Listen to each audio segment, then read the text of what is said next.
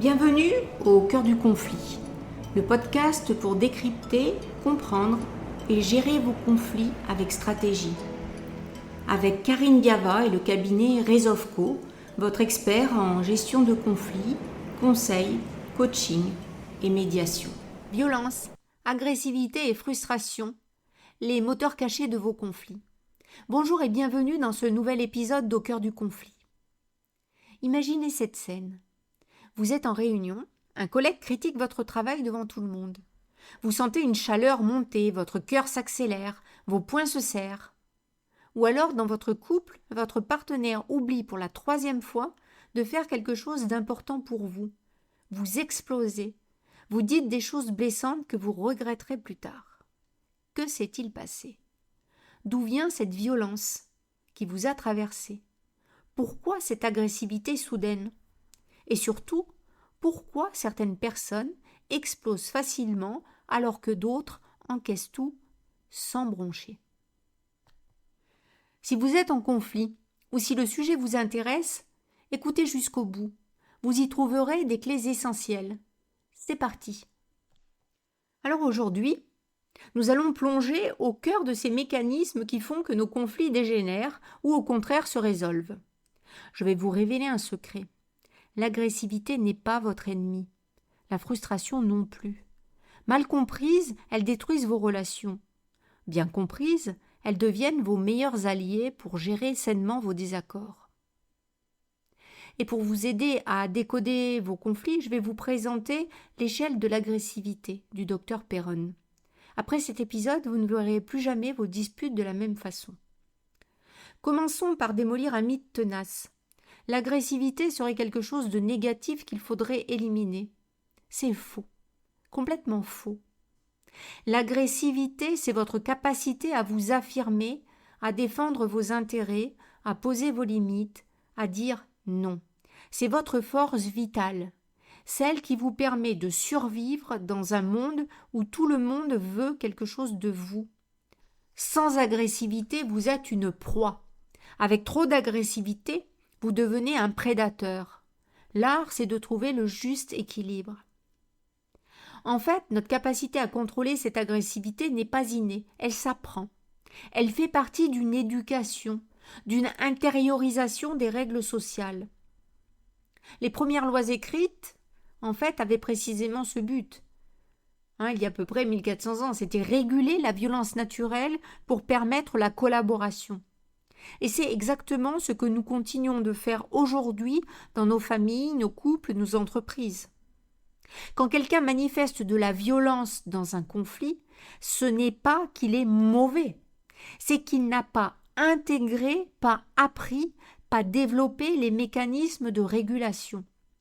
Et cette compréhension, en fait, change tout. L'agressivité, en fait, doit se réguler. Et c'est l'agressivité qui nous permet, en fait, de poser nos limites en tant qu'individu. Quand on n'arrive pas à réguler cette agressivité et qu'on dépasse, en fait, un certain niveau, à ce moment-là, on bascule dans la violence. Maintenant, parlons de ce qui met le feu aux poudres dans vos conflits. La frustration. La frustration, c'est cet état psychologique qui survient quand vous ne pouvez pas satisfaire un besoin, atteindre un objectif ou obtenir ce que vous désirez. Et devinez quoi? La frustration est le terreau fertile où germent la plupart de vos conflits. Voici comment ça fonctionne dans votre cerveau. Vous avez une attente. Cette attente n'est pas satisfaite. Votre système limbique, la partie primitive de votre cerveau, enregistre cela comme une menace. Il déclenche une réaction de stress. Votre corps se prépare à l'action, combat ou fuite. Et c'est là que l'agressivité entre en jeu comme une réponse naturelle à cette frustration. Prenons un exemple concret au travail. Vous avez travaillé des semaines sur un projet. Vous vous attendez à ce que votre manager reconnaisse votre investissement. Mais lors de la réunion, il attribue tout le mérite à quelqu'un d'autre. Boum! Frustration massive. Et dans les minutes qui suivent, vous avez plusieurs options. Option 1, vous explosez en réunion. Vous exprimez votre colère de manière excessive, c'est l'agressivité mal régulée. Option 2, Vous ne dites rien sur le moment, mais vous commencez à saboter passivement le travail d'équipe. C'est l'agressivité détournée.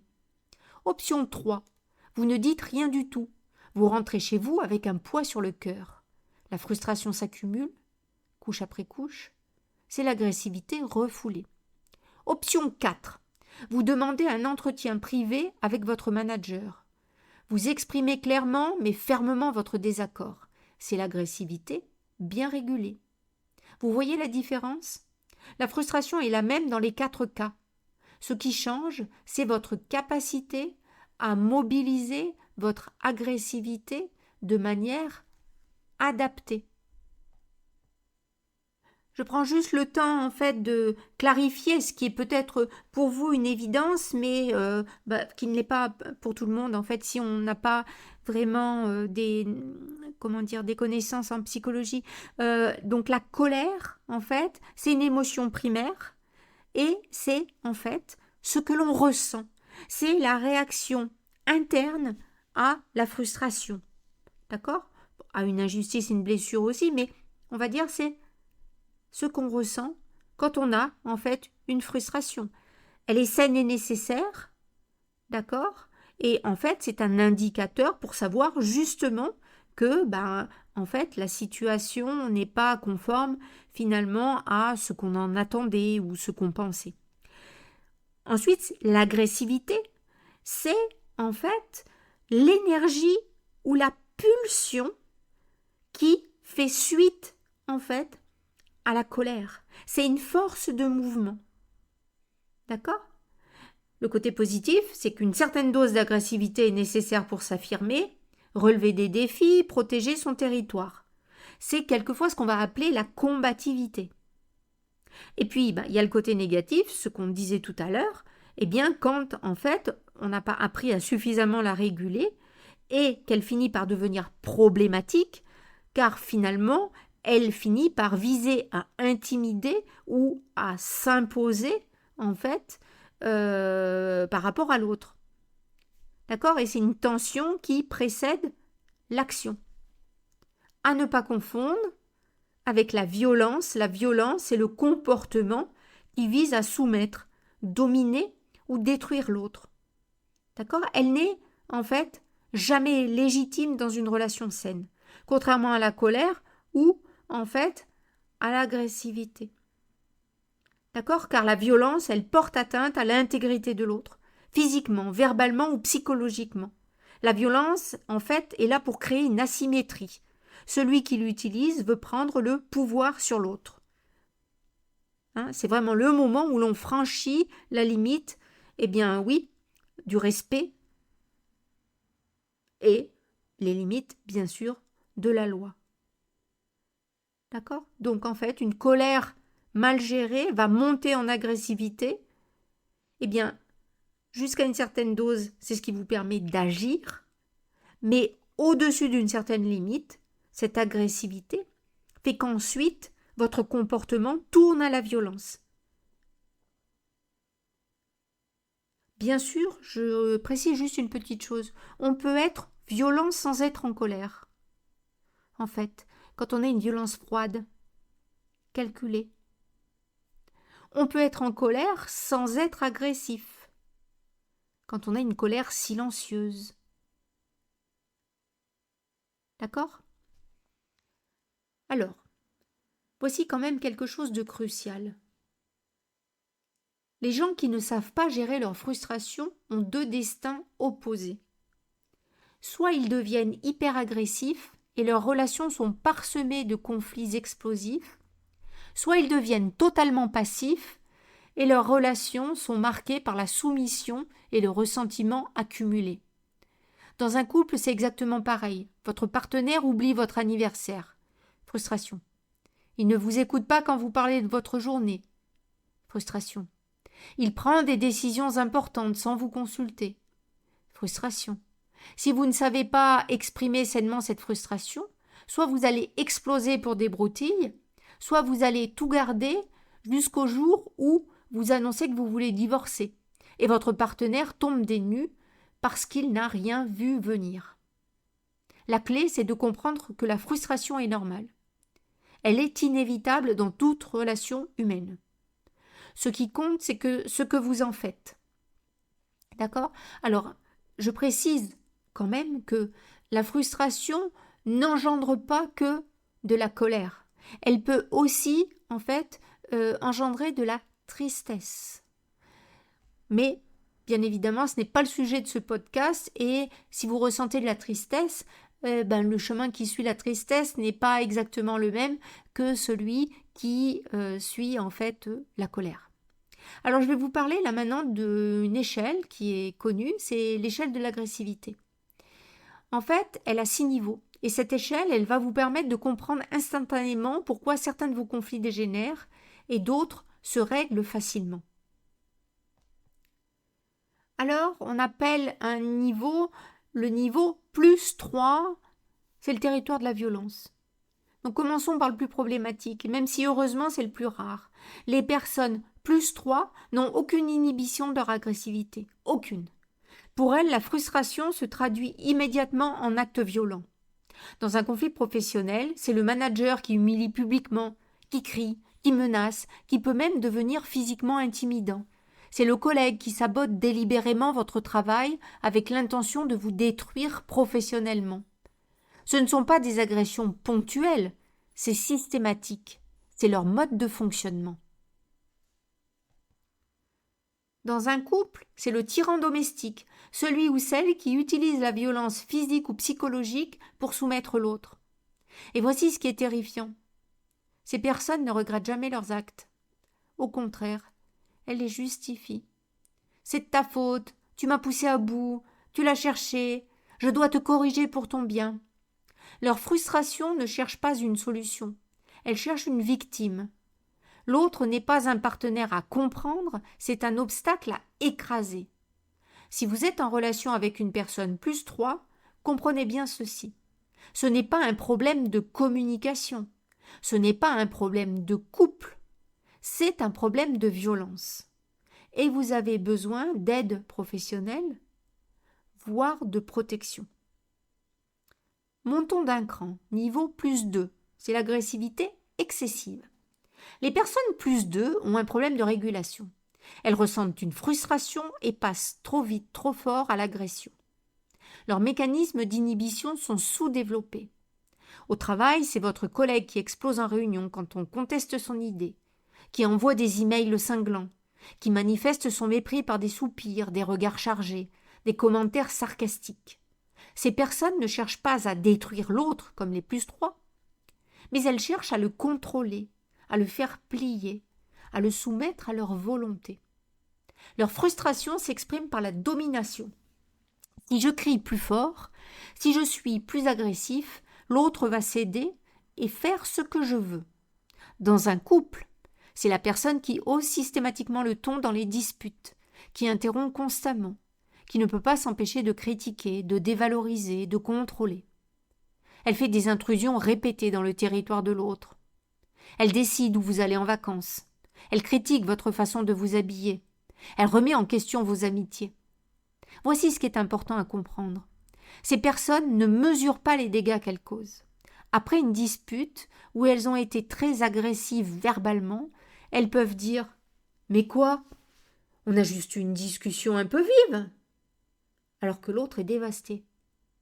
La bonne nouvelle, les personnes plus 2 peuvent évoluer. Elles peuvent apprendre à développer leur mécanisme d'inhibition. En thérapie ou en coaching, on peut les aider en créant un espace entre leur frustration et leur réaction, à respirer, à compter jusqu'à 10. En fait, à se demander, est-ce que je m'apprête à dire quelque chose qui va vraiment résoudre le problème ou ça va juste blesser l'autre ? Maintenant, entrons dans le territoire de l'équilibre, le niveau plus 1, l'agressivité saine. Eh bien, les personnes plus 1 sont les meilleurs gestionnaires de conflits qui existent. Elles ressentent la frustration comme tout le monde, mais leur réponse est calibrée. Elles peuvent défendre fermement leur position.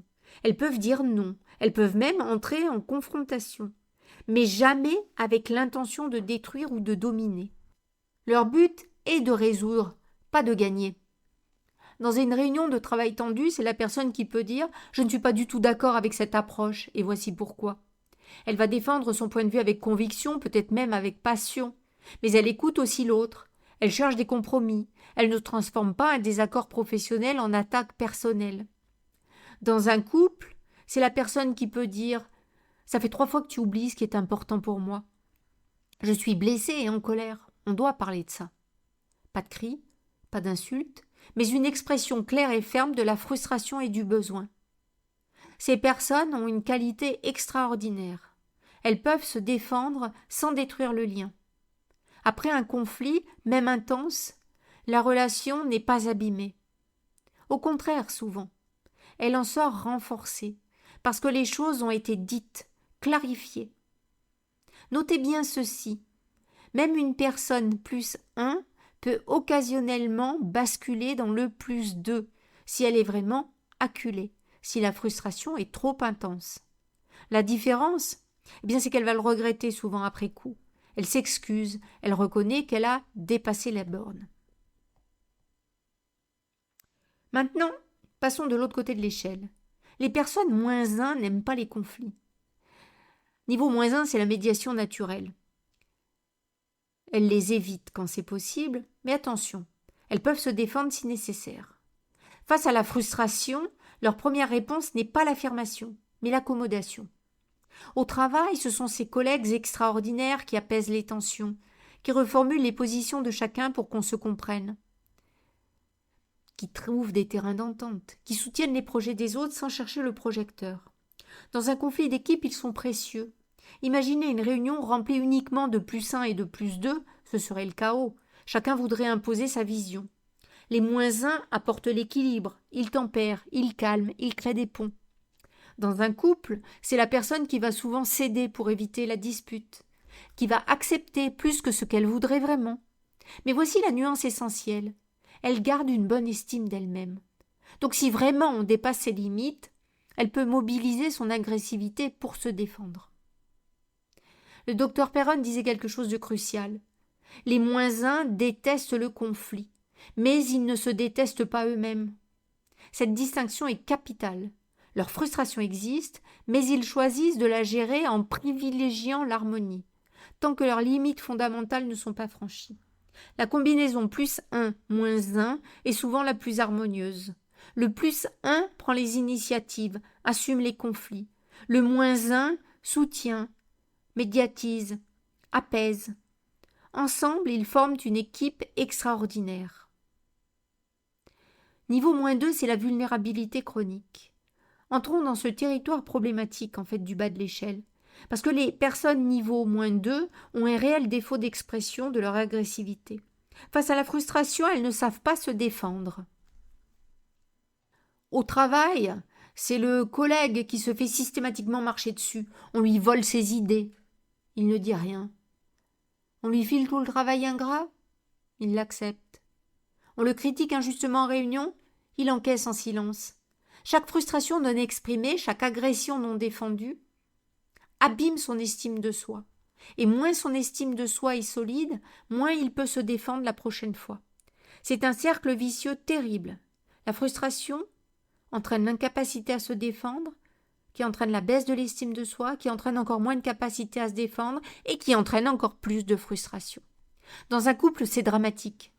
Imaginez une personne moins 2 avec un partenaire plus 2 ou pire, plus 3. Le plus 2 impose ses choix, contrôle, critique. Le moins 2 encaisse tout. Il se dit qu'en étant gentil, compréhensif, en ne faisant pas de vagues, l'autre va finir par être plus doux avec lui. Mais ça ne marche jamais comme ça. Ces personnes recherchent souvent un protecteur, quelqu'un de plus fort qui va les défendre. Si ce protecteur est bienveillant, un plus 1, ça peut fonctionner. Mais le risque, c'est de tomber dans une relation complémentaire rigide. Toujours la même personne en position haute, toujours la même en position basse. Et au pire, ça devient une relation d'emprise. La frustration des moins 2 est immense, mais elle est silencieuse. Elle se retourne contre eux-mêmes sous forme de dépression, d'anxiété, de somatisation. Ils paient de leur santé mentale et physique le prix de leur incapacité à mobiliser leur agressivité. Le niveau moins 3, c'est la soumission totale. C'est le niveau le plus problématique et heureusement le plus rare. Les moins 3 n'ont aucune représentation de l'agressivité dans leur psychisme. Face à la frustration, ils ne peuvent même pas concevoir de se défendre. C'est une soumission existentielle. Une acceptation de la souffrance qui peut sembler incompréhensible. On a l'impression qu'ils n'ont même pas de réflexe de survie. Ces personnes sont les victimes parfaites pour les prédateurs +3. Si vous avez un +3 et un -3 ensemble, vous avez la recette du désastre absolu. Violence conjugale grave, emprise totale, destruction de la personne dominée. Leur frustration n'a même pas de voix. Elle est complètement étouffée, niée, ensevelie. Ces personnes ont besoin d'une aide professionnelle urgente pour reconstruire ne serait-ce qu'un minimum de capacité à se défendre. Maintenant que vous connaissez l'échelle, parlons des mécanismes psychologiques qui opèrent dans vos conflits. Voici un phénomène que je vois constamment. Les petites frustrations s'accumulent, une par une. Elles semblent insignifiantes, mais ensemble, elles créent une charge émotionnelle explosive. Vous êtes dans un couple. Votre partenaire laisse systématiquement traîner ses affaires. Frustration mineure. Il ne range jamais la vaisselle. Frustration mineure. Il oublie de vous prévenir quand il rentre tard. Frustration mineure. Et puis un jour, il oublie de racheter du lait. Et vous explosez, vous criez, vous claquez les portes. Et lui ne comprend pas. Mais c'est juste du lait. Ce n'est pas le lait, c'est les 6 mois de frustrations accumulées. Le lait, c'est juste la goutte d'eau. Ce mécanisme est d'autant plus puissant chez les personnes qui ont du mal à exprimer leur frustration au fur et à mesure.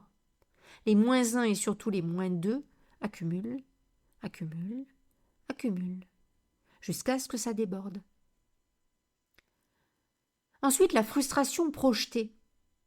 En fait, quand vous agressez la mauvaise personne, on a vu la frustration cumulée, c'est la bombe à retardement, mais la frustration projetée, en fait, elle se trompe de cible. Votre chef vous humilie en réunion. Vous êtes frustré, en colère, mais vous ne pouvez pas répondre. Vous risqueriez votre poste. Alors que faites-vous? Vous rentrez chez vous et vous passez vos nerfs sur votre conjoint ou vos enfants pour un détail insignifiant. C'est la frustration projetée. Vous déchargez votre agressivité sur une cible plus sûre. C'est profondément injuste pour l'autre. Et ça ne résout rien à votre frustration initiale. Ensuite, troisième frustration, la frustration réprimée, le poison interne. Certaines personnes ne se déchargent pas de leur frustration, ni sur l'autre, ni sur une tierce personne. Ils ne cumulent pas pour exploser. Ils ne projettent pas sur quelqu'un d'autre, non, ils la retournent contre eux-mêmes. Cela se manifeste par de l'anxiété, de la dépression, des troubles du sommeil, des problèmes physiques, ulcères, tensions musculaires, migraines. Ces personnes disent souvent « je me mets jamais en colère », comme si c'était une vertu. Mais en réalité, ils se font violence à eux-mêmes. Leur agressivité naturelle n'a pas disparu, elle est juste retournée vers l'intérieur.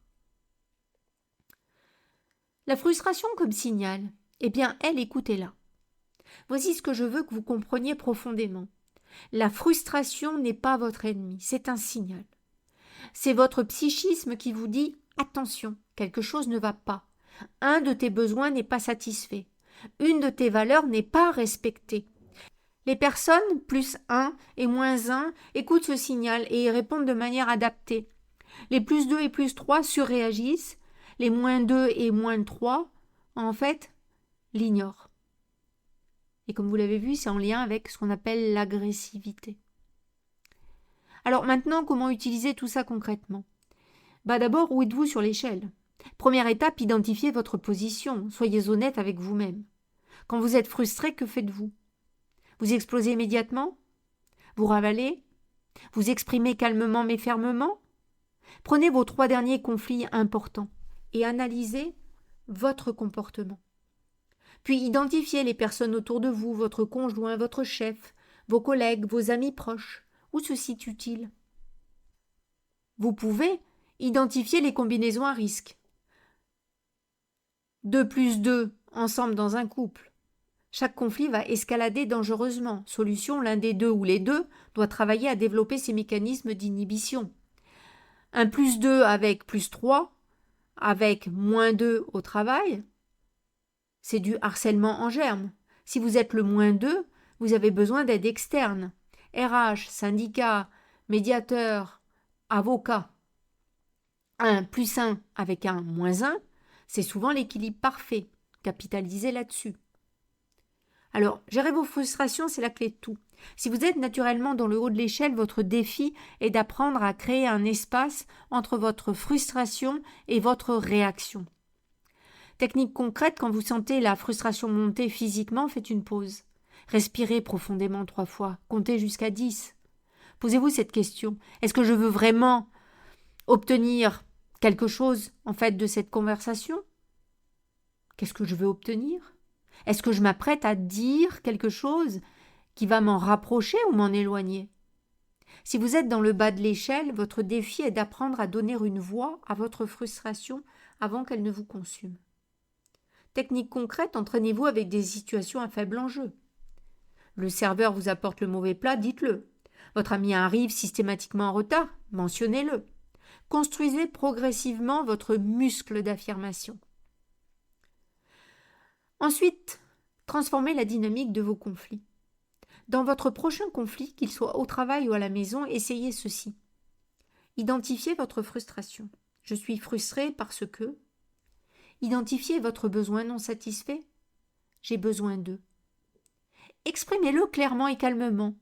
Quand tu fais ceci, je me sens comme ça. Et j'ai besoin de ça. Écoutez vraiment la réponse de l'autre. Cherchez une solution qui respecte les besoins des deux parties. C'est simple sur le papier, difficile dans la pratique. Mais avec de l'entraînement, ça devient naturel. Alors, voilà ce que je veux que vous reteniez de cet épisode. 1. L'agressivité n'est pas votre ennemi, c'est votre force vitale. Le problème n'est pas de se sentir en colère, n'est pas d'être agressif, c'est une question de limite, c'est d'être trop agressif ou pas assez, voire de tomber dans la violence. Deuxièmement, la frustration est le carburant de la plupart de vos conflits. Apprenez à la reconnaître, à l'écouter, à l'exprimer sainement. Troisièmement, cette échelle d'agressivité de Péronne vous donne une carte pour naviguer dans vos relations. Identifiez où vous êtes, où sont les autres et adaptez votre stratégie. En fait, cette échelle vous donne une grille de lecture. Quatrièmement, vous n'êtes pas coincé dans votre position sur cette échelle. Les +2 peuvent apprendre l'inhibition, les -2 peuvent apprendre l'affirmation. L'évolution est possible. Et cette échelle, elle est facile, en fait, pour savoir quelles sont les actions appropriées pour vous. Cinquièmement, la clé de tout, c'est l'espace entre votre frustration et votre réaction. Plus cet espace est grand, plus vous avez de contrôle sur vos conflits. On avait déjà abordé cette question dans un podcast précédent. Alors, dans un prochain épisode, on abordera la question des personnes à haute conflictualité, voir un peu ce qui se cache derrière, ce qui se passe, et d'avoir une lecture claire, en fait, des conflits où il y a ce type de personnalité, finalement pour savoir s'il y a quelque chose à faire, et s'il y a quelque chose à faire, quoi faire. Voilà. Alors d'ici là, observez-vous, observez vos frustrations, observez comment vous les gérez, sans jugement, juste avec curiosité. Et si vous prenez conscience de quelque chose qui ne fonctionne pas, rappelez-vous, c'est le premier pas vers le changement. Voilà. Alors je sais, cet épisode de podcast était un petit peu un épisode plutôt psychologique, mais ça permet de comprendre, en fait, certains déterminants qui sont présents dans les conflits. Voilà, donc merci de m'avoir écouté. Si cet épisode, en fait, vous a apporté quelque chose, partagez-le et j'espère que vous aiderez quelqu'un, voire vous-même, à mieux comprendre ces conflits. Voilà, rappelez-vous, vos conflits ne sont pas des échecs, ce sont des opportunités de mieux vous comprendre et de construire des relations plus authentiques. Voilà, c'était un épisode pour mettre au clair ces notions qui ne sont pas toujours très claires. Si vous avez des questions, des situations dont vous aimeriez qu'on parle dans un prochain épisode, écrivez-nous. Vos questions nourrissent notre réflexion. Retrouvez la transcription de cet épisode et d'autres ressources encore sur notre site www.resolveco.fr.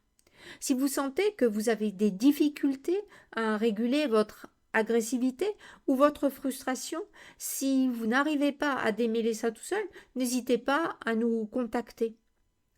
Voilà, merci de votre écoute. Prenez soin de vous. À très bientôt. Merci d'avoir écouté cet épisode d'Au cœur du conflit, le podcast qui révèle les angles morts de vos conflits. Pour aller plus loin et débloquer vos situations complexes, retrouvez tous nos accompagnements sur www.resolveco.fr. Resolveco, votre cabinet spécialiste en gestion de conflits, conseils personnalisés, coaching stratégique et médiation pour vos situations professionnelles, familiales et personnelles. Si cet épisode vous a apporté des clés de compréhension et des outils, abonnez-vous et partagez-le. Vos questions et vos situations sont les bienvenues. Au cœur du conflit, un podcast Resolveco.